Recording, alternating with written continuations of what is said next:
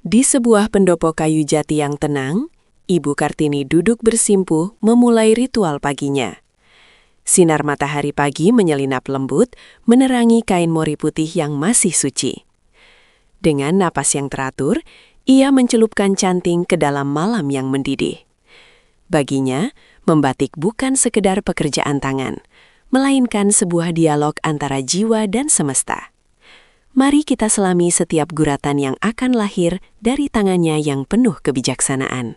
Goresan pertama dimulai dengan motif parang rusak yang meliuk tegas.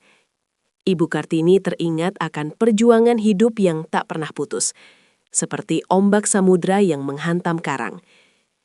Motif ini adalah lambang kekuatan, keberanian, dan semangat juang yang tak pernah padam bagi kaum bangsawan. Namun, di balik ketegasannya, terselip pesan bahwa setiap hambatan adalah cara semesta membentuk karakter kita. Ia menarik garis dengan penuh keyakinan, seolah sedang menguatkan hatinya sendiri. Tiba-tiba, tangannya sedikit gemetar saat teringat beban yang seringkali ia pikul sendirian di masa lalu. Hidup tidak selalu tentang kekuatan yang meledak-ledak, terkadang ada keraguan yang menyelinap dalam diam. Ia berhenti sejenak, menatap lilin yang bergoyang tertiup angin sepoi-sepoi.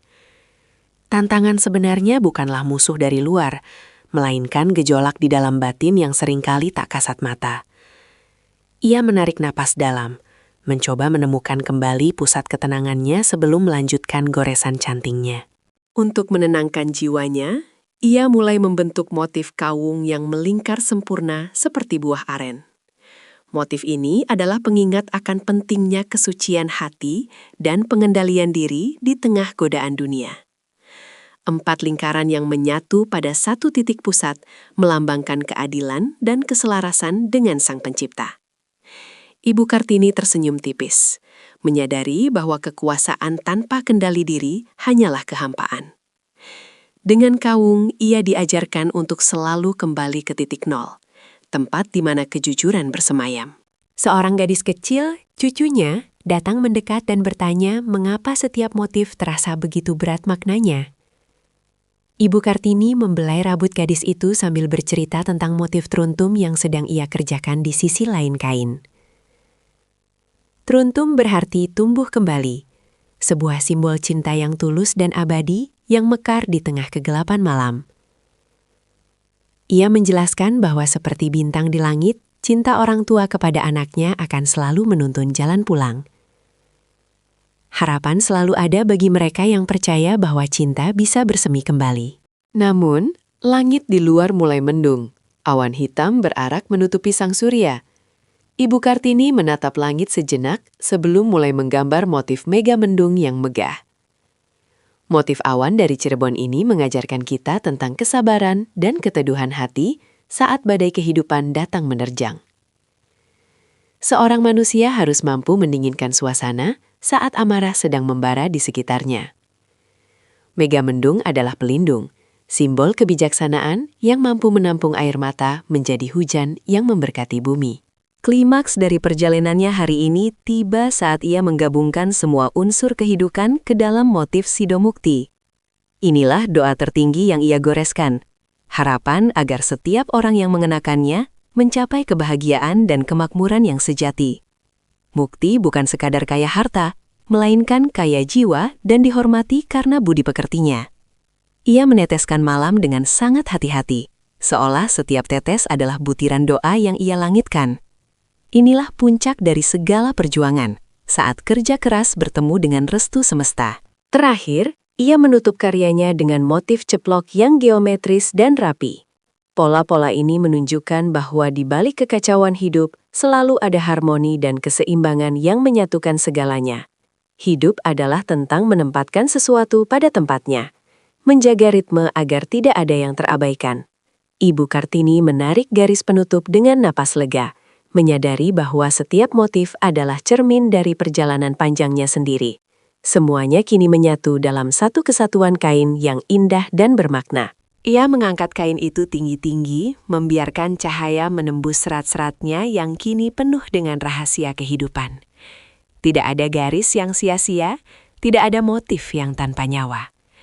Ibu Kartini merasa damai karena telah berhasil mewariskan sepenggal kebijaksanaan lewat karya tangannya.